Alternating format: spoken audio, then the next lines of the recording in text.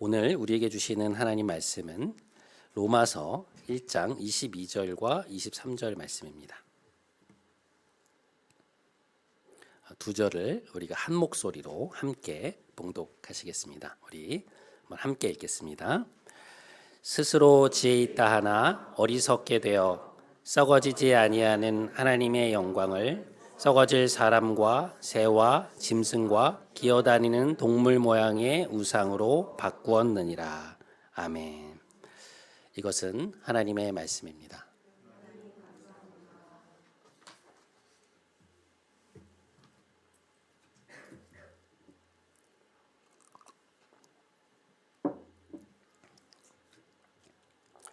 지난 시간 우리는 하나님의 의가 필요한 인간의 곤경에 대해 함께 생각해 보았습니다. 왜 우리에게는 하나님의 의가 필요한 것일까? 그 질문에 대해 사도 바울은 우리의 경건하지 않음 그리고 이제 불의에 대한 이야기를 했죠. 하나님을 우리 마음 속에서 몰아내고 우리 자신이 주인이 되고자 하는 태도, 그것을 우리는 godlessness, 곧 경건하지 않음이라고 불렀는데요. 그 죄가 결국 다른 사람에게 짓는 인간의 불의로 넘어가게 된다고 이제 말씀을 드렸습니다. 하나님을 떠난 인간, 그렇게 스스로 신이 되고자 한 인간이 그러나 결국 맞닥뜨리게 되는 지점은 어디인가? 사도 바울은 오늘 본문 속에서 그것이 우상숭배라고 말하고 있습니다. 자, 오늘 본문 로마서 1장 22절과 23절 말씀입니다. 다시 한번 함께 읽겠습니다. 시작. 스스로 지혜 있다 하나 어리석게 되어 썩어지지 아니하는 하나님의 영광을 썩어질 사람과 새와 짐승과 기어다니는 동물 모양의 우상으로 바꾸었느니라. 자, 1장 25절 말씀, 이 말씀은 제가 읽겠습니다. 이는 그들이 하나님의 진리를 거짓 것으로 바꾸어 피조물을 조물주보다 더 경배하고 섬김이라. 주는 곧 영원히 찬송할 이시로다. 아멘. 이 말씀들 속에서 우리가 주목하게 되는 것은 바꾸었다라는 표현입니다. 우리가 흔히 우상숭배라고 부르는 것은 다른 말로 표현해 보면 하나님의 영광을 다른 것으로 바꾸어 버린다는 의미를 가지고 있습니다. 이 주제와 관련해서 제가 이번 주에 좀 주의 깊게 살펴본 것이 출애굽기 32장 말씀이었는데요. 출애굽기 32장에 보면 이스라엘 백성이 하나님을 놓아두고 금송아지를 만드는 장면이 나옵니다. 성경에서 대표적인 우상숭배 행위로 거론이 되는 그런 사건인데요. 그런데 이 사건을 가만히 들여다보면 우상숭배의 아주 미묘한 측면이 드러나는 것을 볼 수 있습니다. 왜냐하면 이스라엘 백성들은 당시 하나님을 섬기고 있는 상태였거든요. 그러니까 오늘 본문에서 말하는 이 우상숭배는 하나님이 아닌 다른 것을 택한 것인데요. 이 출애굽기 32장에 나오는 우상숭배 사건은 하나님을 섬기고 있는 상태에서 벌어진 사건이라는데 그 독특함이 있습니다. 이것은 우리가 신앙생활을 하고 있으면서도 우상숭배에 빠질 수 있다는 것을 잘 보여주는 그런 이야기라고 할 수 있습니다. 저는 오늘 이제 그 부분에 초점을 맞추어서 여러분과 함께 생각을 좀 진행시켜 가보고자 합니다. 먼저 사건이 일어난 배경을 살펴보면 이것은 이스라엘 백성이 하나님과 하나님 백성의 언약식을 체결한 다음에 일어난 일입니다. 하나님의 도우심으로 출애굽을 한 이스라엘 백성은 광야를 지나서 이제 시내 산이라는 곳으로 가게 되는데요. 그곳에서 하나님은 그들과 정식으로 언약을 맺으십니다. 하나님은 그들의 하나님이 되시고 이스라엘은 우리가 하나님의 백성이 되겠다라고 하는 그런 일종의 언약식이었는데요. 그 언약식 이후에 지도자인 모세가 하나님을 뵙기 위해 이제 시내 산으로 올라가게 되는데 한 달이 넘도록 내려오질 않는 것이었습니다. 정확히 말하면 40일이었는데요. 여러분, 어떤 사람이 이제 산에 올라갔는데 한 달이 넘게 내려오지 않는다고 생각을 한번 해보시죠. 그러면 그 사람의 생사 여부가 걱정되지 않겠습니까? 아무것도 가지고 올라간 게 없거든요. 그러니 백성들이 불안해지기 시작한 것입니다. 사실 그들은 모세에게 거의 의존하다시피 해서 여기까지 왔기 때문에 그의 부재가 상당히 크게 느껴진 것이죠. 오늘이면 오겠지. 오늘이면 오겠지. 그런 계속되는 기다림 속에서 불안감이 점점 커지다가 그것이 극에 달한 것입니다. 그러니까 이스라엘 백성들 전체가 어느 순간 이렇게 막 술렁이기 시작했던 것 같아요. 그런데 그런 자신들의 불안함이 극에 달하자 그들이 그것을 해소하기 위해서 벌인 일이 무엇이었느냐? 그것이 바로 출애굽기 32장에 나오는 그 유명한 금송아지 사건이었습니다. 자, 출애굽기 32장 1절 말씀을 한번 보시죠. 백성이 모세가 산에서 내려옴이 더딤을 보고 모여 아론에게 이르러 말하되 일어나라 우리를 위하여 우리를 인도할 신을 만들라. 모세 곧 우리를 애굽 땅에서 인도하여 낸 이 사람은 어찌 되었는지 알지 못함이니라. 모세의 부재 속에서 극도의 불안함을 느낀 백성들은 또 다른 지도자였던 모세의 형 아론을 찾아가는데요. 가서 그들이 무엇을 요구하고 있습니까? 우리를 인도할 신을 만들어 달라고 요구합니다. 이게 무슨 얘기냐면 하나님의 신상을 만들어 달라는 것입니다. 애굽에서 그들은 그러한 신의 형상들을 많이 보았거든요. 그게 익숙한 거예요. 그러니까 뭔가 눈에 보이고 손에 잡히면 안정감이 생기잖아요. 그러니까 우리가 지금 너무 불안하니 우리의 마음을 안심시켜줄 무엇인가가 필요하다.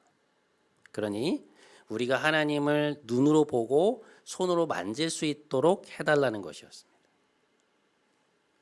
그런데 이 요구는 언약식을 체결한 이후에 하나님이 그들에게 주신 십계명과는 완전히 배치가 되는 요구였습니다. 왜냐하면 하나님의 백성으로 어떻게 살아야 하는가에 대해 말씀해 준 십계명에서 하나님 뭐라고 말씀을 하시냐면 이렇게 말씀하십니다. 너는 나 외에 다른 신들을 내게 두지 말아라. 너를 위하여 새긴 우상을 만들지 말고 위로 하늘에 있는 것이나 아래로 땅에 있는 것이나 땅 아래 물속에 있는 것에 어떤 형상도 만들지 말며 그것들에게 절하지 말고 그것들을 섬기지 말아라. 이것이 십계명의 첫 두 계명입니다. 그러니까 1계명과 2계명이에요. 하나님이 이걸 딱 못 박아 놓고 시작하시거든요. 그런데 지금 백성들이 요구하는 게 무엇입니까? 하나님이 말씀하신 방식과 정면으로 배치되고 있는 일을 요구하고 있는 거예요. 그러니까 이걸 무모하다고 해야 될지 아니면 무지하다고 해야 될지 참 표현하기 어려운 지점인데 어찌되었든 이제 우리가 이 부분에서 주목하게 되는 것은 뭐냐면 그러한 요구의 이면에 있는 그들의 마음입니다. 이스라엘 백성은 무엇을 위해서 그러한 요구를 하고 있는가? 자, 출애굽기 32장 1절 말씀을 다시 한 번만 보시죠. 우리 이번에는 함께 읽겠습니다. 자, 시작. 백성이 모세가 산에서 내려옴이 더딤을 보고 모여 아론에게 이르러 말하되 일어나라 우리를 위하여 우리를 인도할 신을 만들라. 모세 곧 우리를 애굽 땅에서 인도하여 낸 이 사람은 어찌 되었는지 알지 못함이니라. 여러분 이들의 말을 잘 들어보십시오. 이 사람들이 아론에게 가서 뭐라고 말을 하나요? 그러니까 자신들을 인도할 신을 만들어 달라고 하거든요. 그런데 그 앞에 붙는 말이 중요합니다. 왜 그걸 만들어 달라고 하나요? 누구를 위하여? 우리를 위하여. 그러니까 지금 이 사람들이 하나님의 형상을 만들어 달라는 것은 하나님을 예배할 목적으로 만들어 달라는 게 아니에요. 무엇 때문에 만들어 달라는 것입니까? 자신들을 위해서. 우리가 지금 마음이 너무 불안하니 이 불안함을 해소해주고 안정감을 느낄 수 있도록 해줄 무언가를 만들어 달라는 것이었습니다. 기가 막힌 말이죠. 그리고 나서 그들이 어떤 일을 벌이느냐? 자, 출애굽기 32장 4절 말씀인데요. 제가 한번 읽어보겠습니다. 아론이 그들의 손에서 금고리를 받아 그것을 붓고 조각칼로 새겨 송아지 형상을 만드니 그들이 말하되 이스라엘아 이는 너희를 애굽 땅에서 인도하여 낸 너희의 신이로다 하는지라. 아론이 백성들로부터 금을 거둔 거예요. 그것으로 이제 커다란 황소 모양을 만들어 놓자 그들이 그것을 보고서 이는 너희를 애굽 땅에서 인도하여 낸 너희의 신이로다라고 말하고 있는 것입니다. 여호와 하나님이라는 거예요. 여기 더하여 아론은 어떤 일을 하느냐? 출애굽기 32장 5절 말씀입니다. 아론이 그 앞에 제단을 쌓고 이에 공포하여 이르되 내일은 여호와의 절일이니라 하니 이튿날 그들이 일찍이 일어나 그 앞에 번제와 화목제를 드리고 앉아서 먹고 마시며 일어나서 뛰놀더라. 금송아지를 앞에 두고 예배를 드린 것입니다. 그들 딴에는 하나님께 예배를 드린 거예요. 기가 막힌 일이죠. 황소는 애굽의 여러 신들 중에 하나였습니다. 그러니까 힘과 부를 상징한 하나의 신이었는데요. 그 앞에 번제를 드리고 제사를 드리면서 축제를 벌이고 있는 것입니다. 아, 이제 좀 살 것 같다. 이제 좀 덜 불안하네. 이제 가나안으로 갈 일만 남았구나. 마음이 기뻤던 것입니다. 금으로 만든 그 황소를 눈앞에 두고 있으니 마음이 든든했던 거예요. 그것이 자신들의 안위와 갈 길을 지켜줄 것 같다는 느낌이 들었던 것이죠. 그래서 마음의 불안함이 일시적으로 해소가 된 것입니다. 그들의 욕구가 만족된 것이죠. 바로 이것이 출애굽기 32장에서 벌어진 사건이었는데요. 이 모습은 오늘 우리가 읽은 로마서의 본문이 말하고 있는 우상 숭배의 다양한 측면을 보여주고 있다고 할 수 있습니다. 여러분, 하나님이 아닌 다른 것을 섬기는 것이 우상 숭배의 본질이죠. 그래서 사실 그것은 하나님을 믿지 않는 이들의 행위에 해당되는 이야기인데요. 출애굽기에 나오는 이스라엘 백성들은 겉으로는 하나님을 섬기는 사람들이었거든요. 그런데 이들이 무엇을 하고 있는 것입니까? 애굽 사람들이 신으로 섬기던 금송아지를 자기들이 만들어 놓고 이것이 우리를 애굽에서 인도하여 낸 여호와 하나님이다라고 말하고 있는 것입니다. 그 앞에 제사를 드리고 먹고 마시며 축제를 벌이고 있는 거예요. 여러분, 이것이 바로 신앙생활을 하는 우리가 맞닥뜨리게 되는 우상 숭배의 위험입니다. 하나님을 섬긴다고 말을 하지만 그 방식이 하나님이 말씀하시는 방식이 아니라 우리의 욕망을 만족시키는 방식으로 하나님을 섬긴다는 거예요. 하나님은 분명 너는 나 외에 다른 신을 내게 두지 말아라 말씀하시고 너를 위하여 새긴 우상을 만들지 말아라 말씀을 하셨는데 오늘 우리가 실제 삶에서 추구하고 있는 것을 잘 살펴보면 과연 우리가 하나님을 섬기고 있는 것인가? 아니면 우리가 만든 우상을 섬기고 있는 것인가 하는 문제가 우리 앞에 다가온다는 것입니다. 아까도 말씀을 드렸지만 오늘 로마서의 본문의 말씀은 하나님을 믿지 않는 이들, 곧 하나님을 거부한 이들의 삶이 어느 방향으로 가게 되느냐. 결국 자신들의 욕망이 가리키는 쪽으로 가게 된다는 거거든요. 그 욕망을 만족시키는 삶이 지혜로운 것이고 삶을 풍족하게 해줄 것이라 생각한다는 것인데 그 길을 따라가 보면 하나님의 영광과는 비교할 수 없는 터무니없는 것을 추구하게 된다는 거예요. 그걸 우리가 우상숭배의 문제라고 부르는데 그 우상의 문제가 신자들인 우리에게는 없냐는 것입니다. 겉으로는 하나님을 섬긴다고 하지만 실제 우리 삶에서 섬기는 것이 하나님이 아니라 다른 것이 아니냐는 것이죠. 겉으로 예배도 드리고 찬양도 하지만 실제 우리의 일상 속에서 우리가 추구하고 걸어가고 있는 길이 과연 주님이 가고 계신 길과 같은 길이냐는 것이죠. 주님이 우리에게 요구하시는 길과 같은 방식의 삶이냐는 것입니다.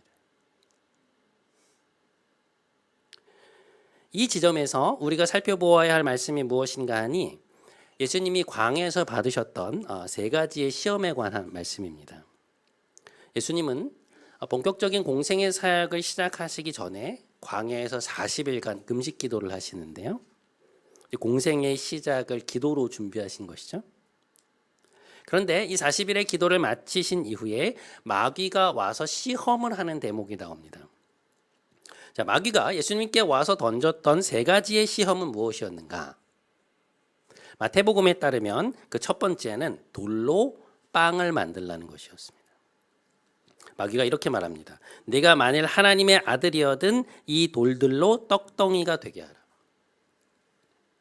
여기서 하나님의 아들이라는 용어는 메시아를 지칭하는 용어예요. 그러니까 네가 세상을 구원한 메시아면 이 돌들로 빵을 만들어 보아라, 이제 그런 이야기인데요.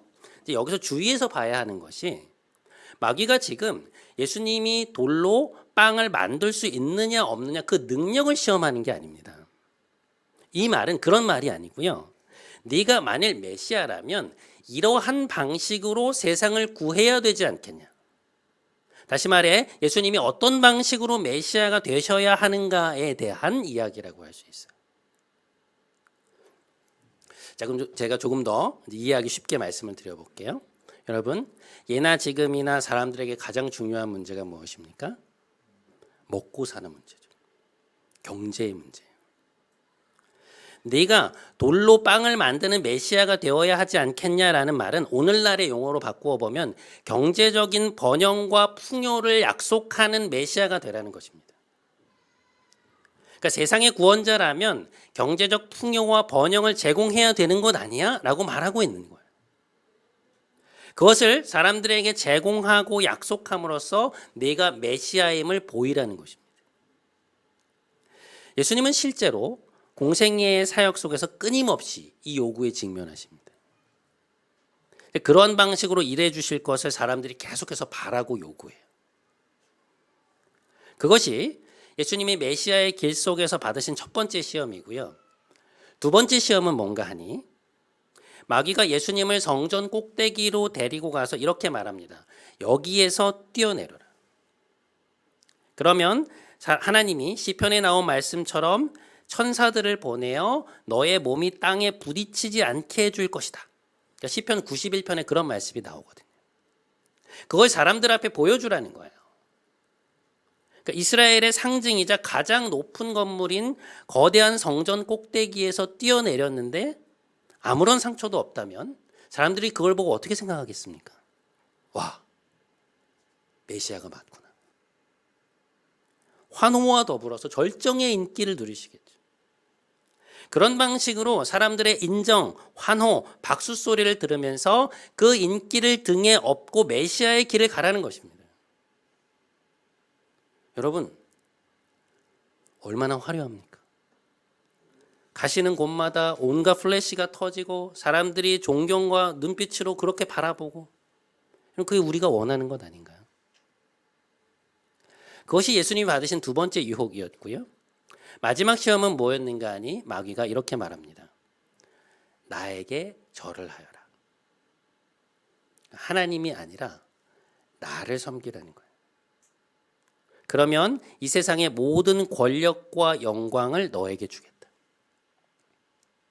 그러니까 다른 이들을 너의 말 한마디로 힘으로 좌지우지할 수 있는 강력한 권력과 영향력을 가진 메시아가 되라는 것입니다. 누구도 함부로 덤빌 수 없는 강력한 힘과 지위를 가지고 영향력을 미쳐야 되지 않냐. 그게 메시아의 모습이 아니냐는 거예요. 그러니까 이것 역시 제자들을 비롯한 당시 이스라엘의 많은 이들이 예수님께 요구했던 방식이었습니다. 로마를 패퇴시키고 새로운 정권을 만들자는 거였죠. 여러분, 예수님이 공생의 시작 전에 그리고 사실상 공생의 내내 받으셨던 이 세 가지 시험과 유혹은 오늘날 우리 역시 삶을 살아가면서 계속해서 맞닥뜨리게 되는 유혹이라고 할 수 있습니다. 왜 그런가? 그것이 우리의 욕망과 아주 밀접하게 맞닿아 있기 때문에. 예수님이 메시아의 길을 걸어가심에 있어서 추구하도록 요구받으셨던 이 세 가지 유혹을 정리해보면 이렇게 될 겁니다. 첫 번째, 파워. 힘, 권력, 지위를 가지라는 것이죠. 그것을 가지고 너의 영향력을 크게 미치라는 것입니다.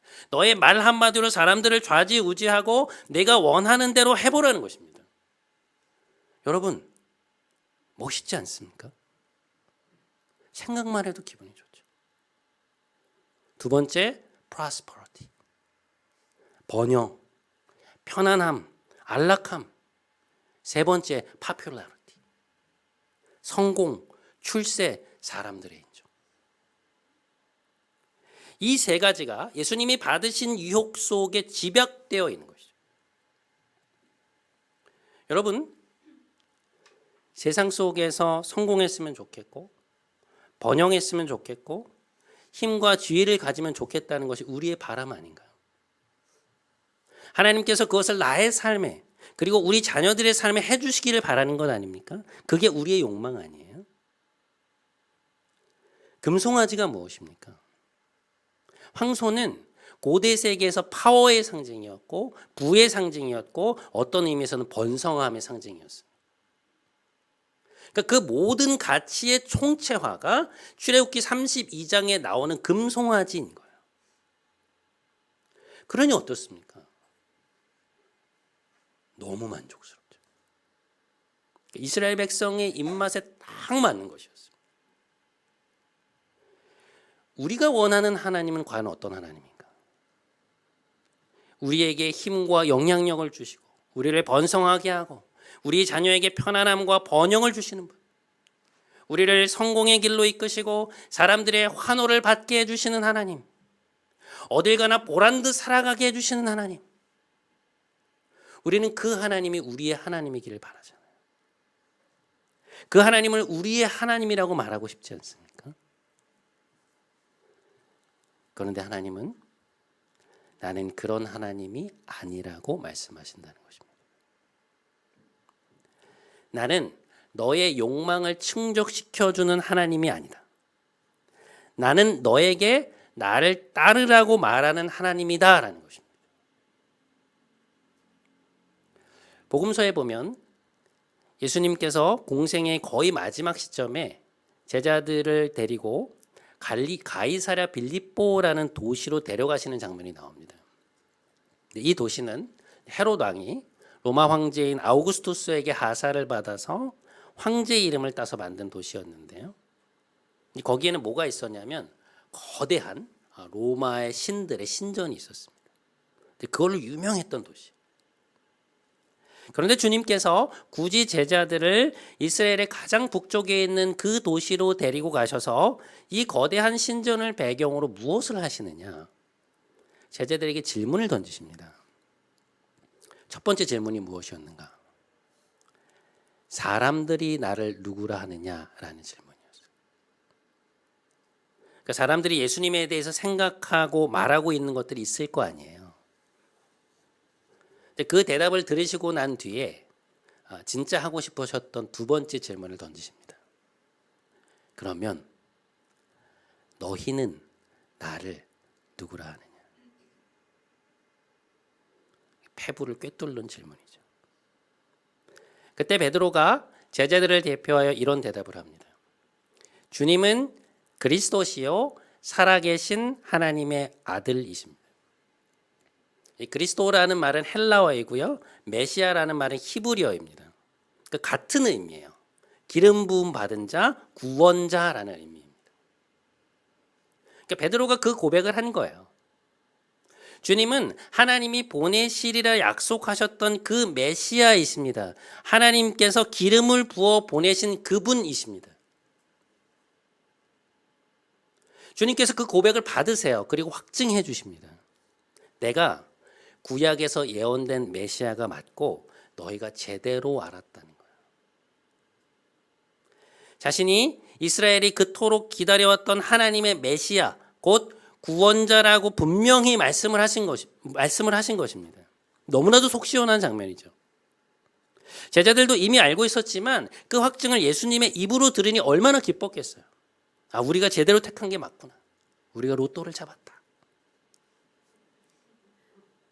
그런데 주님께서 자신이 메시아이심을 명확히 밝히신 이후에 하시는 말씀이 있습니다. 누가복음의 버전으로 읽으면 우리에게 더 잘 와닿는데요. 누가복음 9장 22절에서 24절까지 말씀입니다. 우리 두 페이지인데요. 한번 함께 읽겠습니다. 시작. 인자가 많은 고난을 받고 장로들과 대제사장들과 서기관들에게 버림받아 죽임을 당하고 제3일에 살아나야 하리라 하시고 또 무리에게 이르시되 다음 페이지 나를 따라오려거든 자기를 부인하고 날마다 제 십자가를 지고 나를 따를 것이니라. 누구든지 제 목숨을 구원하고자 하면 잃을 것이요 누구든지 나를 위하여 제 목숨을 잃으면 구원하리라. 굉장히 당황스러운 말씀이죠. 아니, 예수님이 메시아시라면 로마 황제와 비길 만한 그런 권력과 파워를 가진 영광의 메시아셔야 맞지. 고난받는 메시아가 무슨 말입니까? 메시아이신데 이제 곧 버림받아 죽는다는 것이 지금 이 맥락에서 맞는 말씀인가요? 그렇잖아요. 그런 분이 어떻게 우리의 구원자가 될 수 있습니까? 그건 우리가 기대하는 메시아가 아니거든요. 그래서 베드로가 뭐라고 하는지 아세요? 그렇게 하시면 절대로 안 된다고 말해요.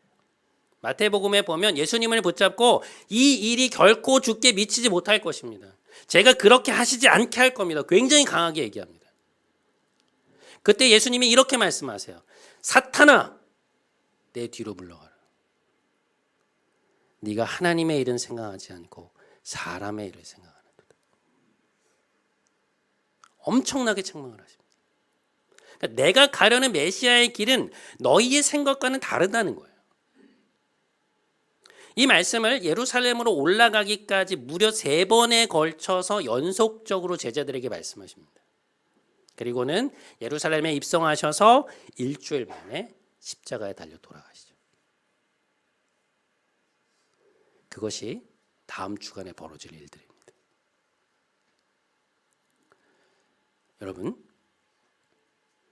예수님의 십자가는요, 우리가 따르는 우상의 실체를 여지없이 폭로해 버립니다. 하나님을 믿는다고 하면서 실제로 우리가 추구하는 욕망의 길을 그대로 드러내요. 여러분, 성공하고 싶지 않은 사람이 누가 있습니까? 돈을 싫어하는 사람이 있나요? 편안하고 안락하게 살고 싶은 것이 우리의 본성 아닙니까? 자기를 부인하고 날마다 자기 십자가를 지고 싶은 사람이 누가 있겠습니까? 그런데 주님께서 오늘 말씀하신 건 이런 것입니다.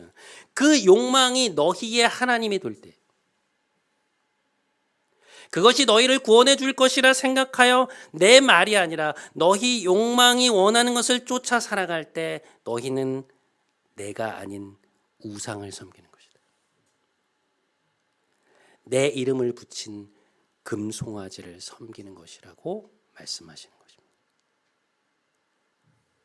너희는 너희의 욕망을 충족시키며 사는 것이 지혜로운 것이고 성공적인 인생이라 생각할지 모르지만, 세상은 그것에 박수를 칠지 모르지만 그것은 결국 너희 자신을 잃어버리는 일이라는 거예요.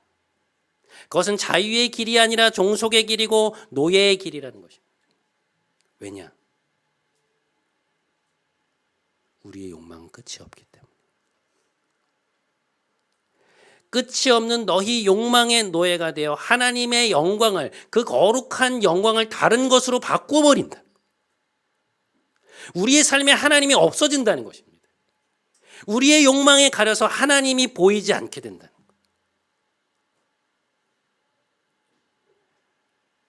사랑하는 여러분,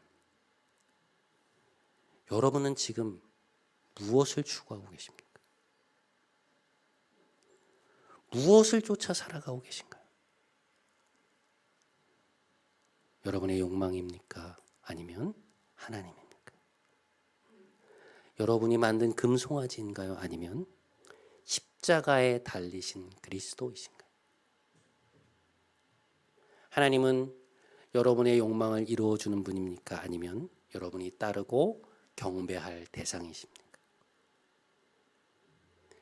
내 자신을 부인하고 너의 십자가를 지고 나를 따르라는 오늘 주님의 말씀은 우리 자신의 욕망을 쫓아가는 삶이 아닌 겸손, 사랑, 섬김, 하나님 나라를 구하는 주님의 길을 따르라는 말씀입니다. 우리의 가정에서, 직장에서, 학교에서, 우리의 인간관계 속에서 하나님의 백성의 방식으로 살아가라는 것. 그것이 우리가 따르고 추구해야 할 삶의 길이라는 것입니다. 사순절의 마무리가 가까워진 이번 한 주, 우리의 욕망을 충족시키는 우리가 만든 금송아지를 섬기는 것이 아니라 십자가에 달리신 그리스도를 우리의 주로 삼고 그분의 말씀을, 그분의 삶을 여러분의 삶으로 살아내시는 여러분 모두가 되시기를 주님의 이름으로 간절히 축원드립니다.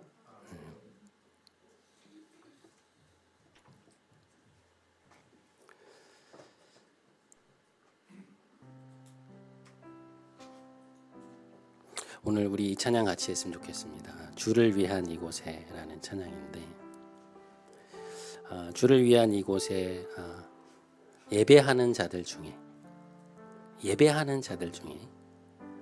그가 찾는 이가 없어 주님이 슬퍼하신다는 것입니다.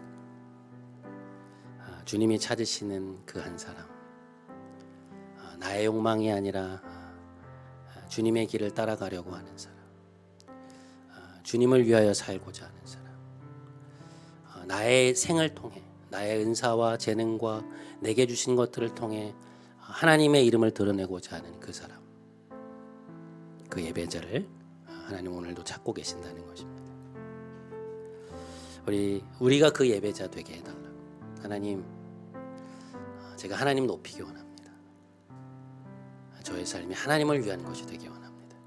우리 자녀의 삶이 하나님을 위한 것이 되기 원합니다. 우리 그 마음으로 함께 찬양하며 나아가겠습니다. 주를 위한 이곳에,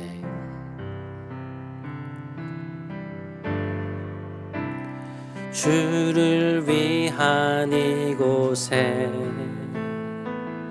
예배하는 자들 중에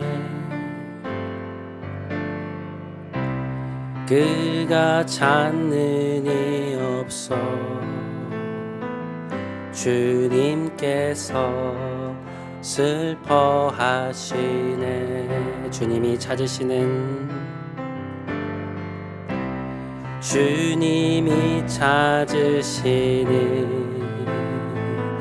그 한 사람, 그 예배자,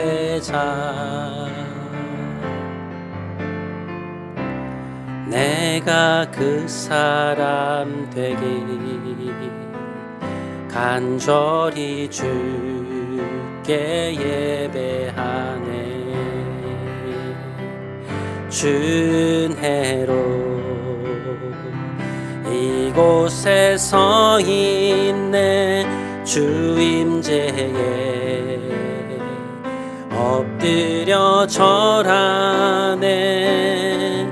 그 어느 것도 난 필요 없네. 주님만 경배해. 준혜로 이곳에 서 있네. 주 임재에 엎드려 절하네. 그 어느 것도 난 필요 없네. 주님만 경배. 준혜로 이곳에 서 있네. 준혜로 이곳에 서 있네. 주 임재에 엎드려 절하네. 그 어느 것도 난 필요 없네. 주님만 경배해. 준혜로 이곳에 서 있네. 주 임재에 엎드려 절하네. 그 어느 것도 난 필요 없네. 주님만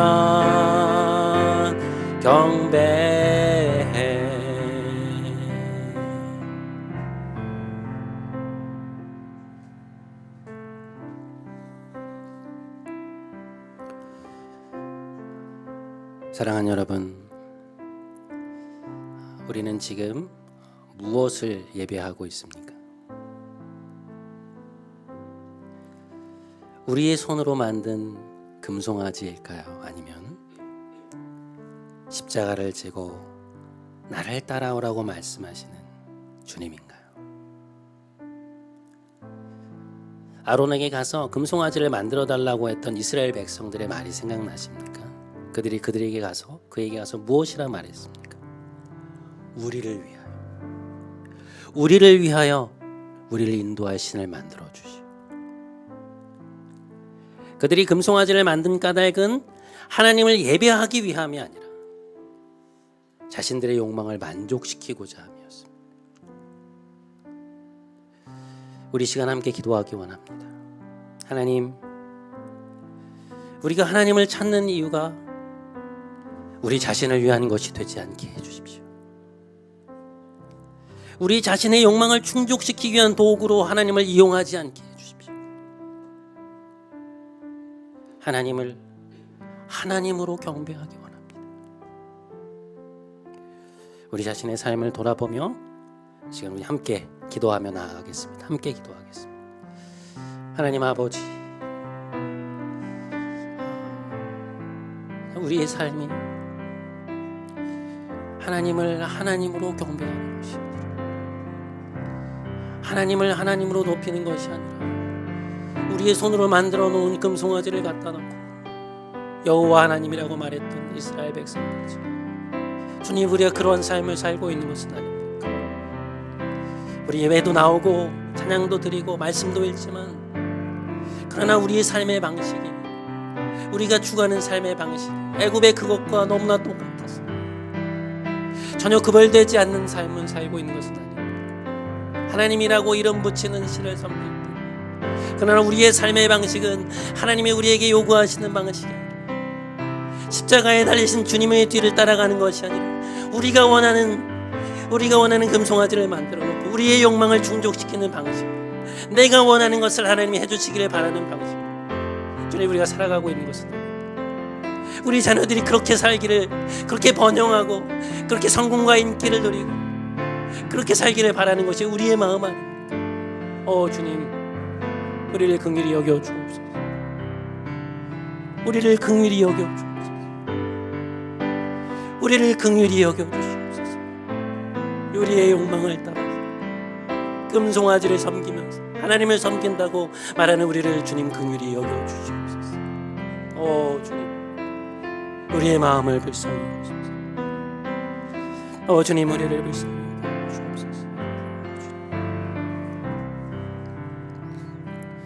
여러분, 주님은 우리에게 우리를 부인하고 우리의 욕망대로 살지 않고 너의 십자가를 지고 나를 따르라고 말씀하십니다.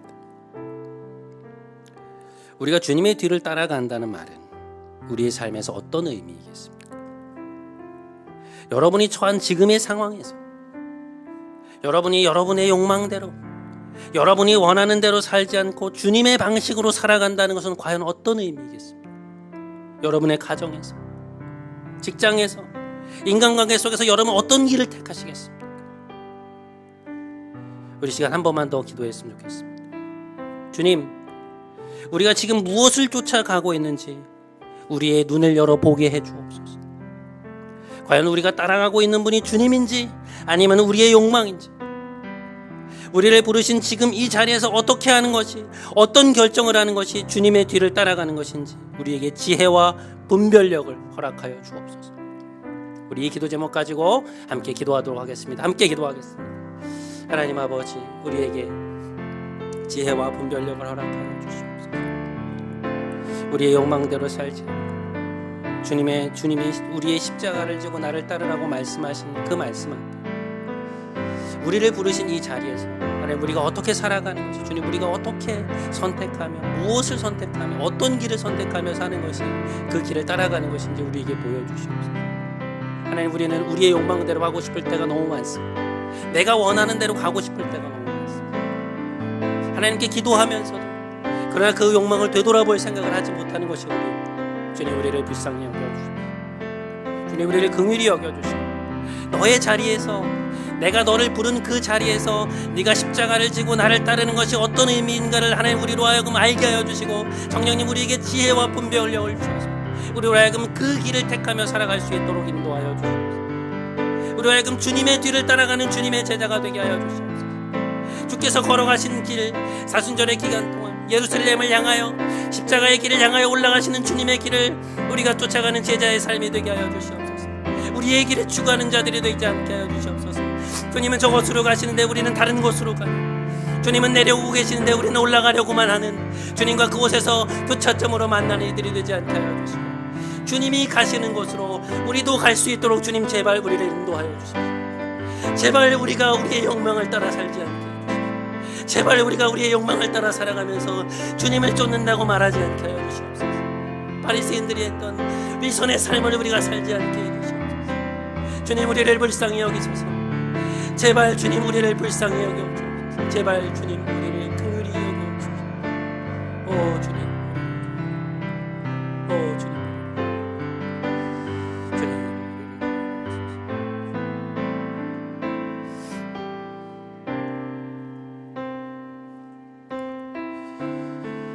우리 오늘은 마지막으로 나라를 위해서 한 번만 더 기도하겠습니다. 여러분, 우리 사회는 지금 극심한 혼란과 분열을 겪고 있습니다. 지금 한국 사회는 수많은 욕망들이 서로 부딪히고 있죠. 힘과 번영과 성공을 쫓는 수많은 이들을 우리는 알고 있습니다. 이 시간 우리 함께 좀 기도했으면 좋겠습니다. 하나님, 이 욕망들의 틈바구니 속에서 우리를 구원하여 주옵소서. 의와 정의와 평화를 사랑하는 지도자들이 일어나게 해주시고 자신의 욕망의 성취가 아닌 국민을 생각하고 더 넓은 공동체의 유익을 헤아리고 나와 다른 생각을 가진 이들을 품을 줄 아는 평화의 사람이 지도자가 되게 하여 주옵소서. 이 나라를 선한 길로 이끌어 주옵소서. 우리 마지막으로 한 번만 더 나라를 위해서 함께 기도하겠습니다. 함께 기도하겠습니다. 하나님 아버지, 이 나라를 위하여 우리가 함께 기도하며 나아갑니다. 하나님, 지금 한국 사회에는 수많은 욕망들이 부딪히고 있습니다. 힘과 권력과 번영과 인기를 위한 수많은 욕망들이 하나님 부딪히고 있습니다. 오 주님, 이 욕망들의 틈바구니 속에서 우리를 구하여 주옵소서. 이 나라를 긍휼히 여기소서. 정말로 하나님 의와 정의와 평화를 살아가는 지도자들이, 그러한 사람들이 일어나게 해주시고 자신의 욕망의 성취가 국민을 생각하고 더 넓은 공동체와 더 넓은 사람들의 유익을 헤아리고 다른 생각을 가진 이들을 품을 줄 아는 평화의 사람이 일어나게 하여 주시고 그러한 사람들이 지도자가 되게 하여 주옵소서. 오 주님, 우리의 힘으로는 할 수 없습니다. 주님의 주권과 주님의 인도하심과 주님의 긍휼이 필요합니다. 이 나라를 선한 길로 이끌어 주시옵소서. 이 나라를 인도하여 주시옵소서.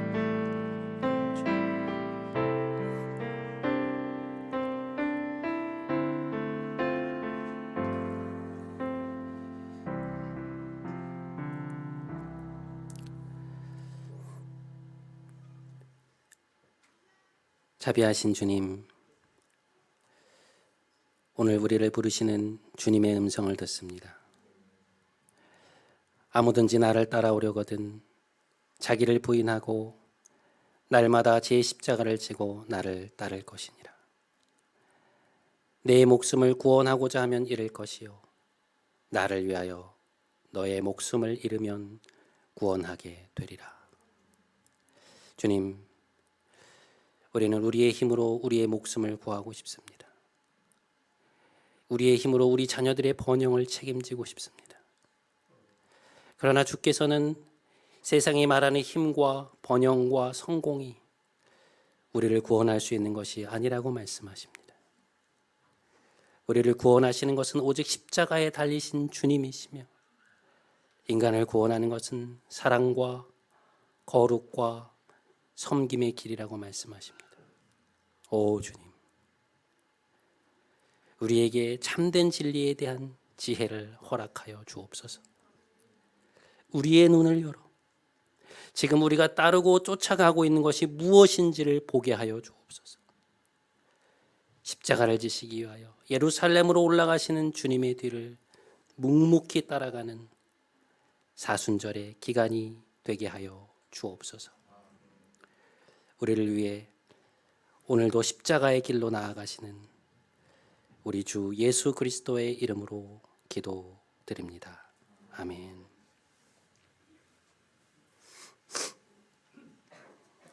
다 함께 자리에서 일어나셔서 마지막 파송의 찬양하심으로 오늘 예배 마치도록 하겠습니다.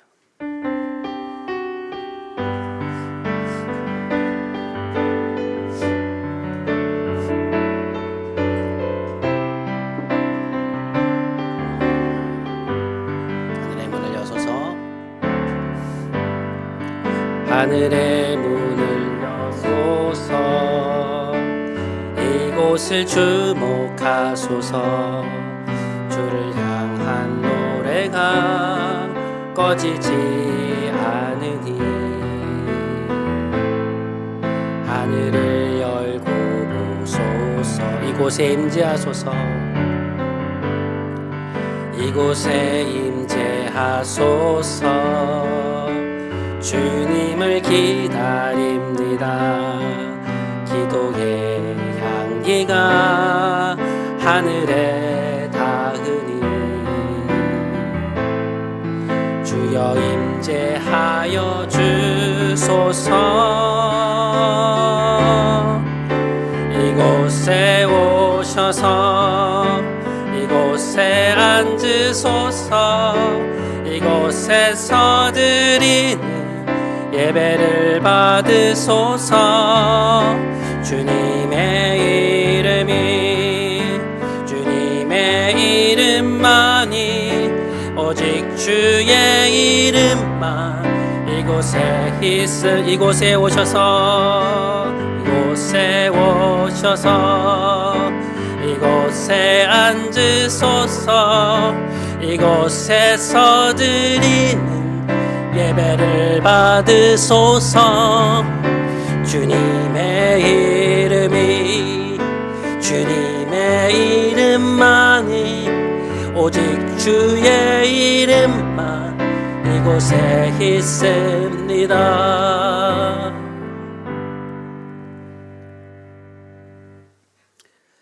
이제는 우리 구주 예수 그리스도의 크신 은혜와 하나님 아버지의 놀라우신 사랑과 보혜사 성령님의 감동, 감화, 인도하심이 사순절의 이 시간 우리의 손으로 만든 금송아지가 아니라 십자가에 달리신 그리스도의 뒤를 따라가기로 다시금 결단하며 삶의 자리로 돌아가는 함께 예배드린 모든 성도들의 머리 위에 애들의 가정, 일터, 사랑하는 이들 위해 하나님이 사랑하시는 이 교회와 이 나라 위에 이제부터 영원토록 함께 하시기를 간절히 축원하옵나이다. 아멘.